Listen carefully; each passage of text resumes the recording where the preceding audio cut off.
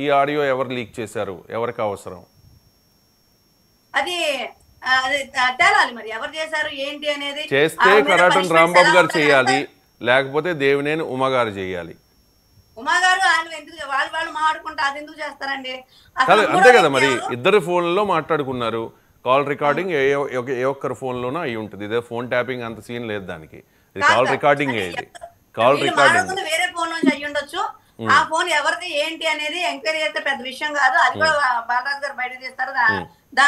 దాంట్లో ఎవరు అయితే ఉన్నారో వాళ్ళ మీద పనిష్మెంట్ కూడా అంటే జనసేన పార్టీ ఎమ్మెల్యేలు కోట్లు కొల్లగొట్టేస్తూ ఉన్నారు అని చెప్పే ప్రయత్నంలో భాగమా? అంటే ఇప్పుడు అంటే పైకి కూటమి అన్ని పార్టీలు ఉన్నాయి, టీడీపీ, బీజేపీ, జనసేన. కానీ జనసేన పార్టీ ఎమ్మెల్యేల మీద కొన్ని ఆరోపణలు వస్తూ ఉన్నాయి. సో ఏంటంటే జనసేన పార్టీ ఎమ్మెల్యేలు ముందున్నారు దోచుకోవడంలో అని చెప్పి ప్రయత్నం జరుగుతుందంటారా విత్ ఇన్ ద కూటమి? జనసేన పార్టీ ఎమ్మెల్యేలు దోసుకోవాలి అంటే అందరూ చాలా ఇప్పుడు చిరి బాలరాజు గారు చూస్తే ఫస్ట్ టైం ఎమ్మెల్యే అండి. ఆయన ఫస్ట్ టైం ఎమ్మెల్యేకి కనీసం ఆ వ్యవస్థ గురించి అవగాహన చేసుకోవడానికి కొంత టైం పడుతుంది. ఆయన గిరిజన పుత్రుడు.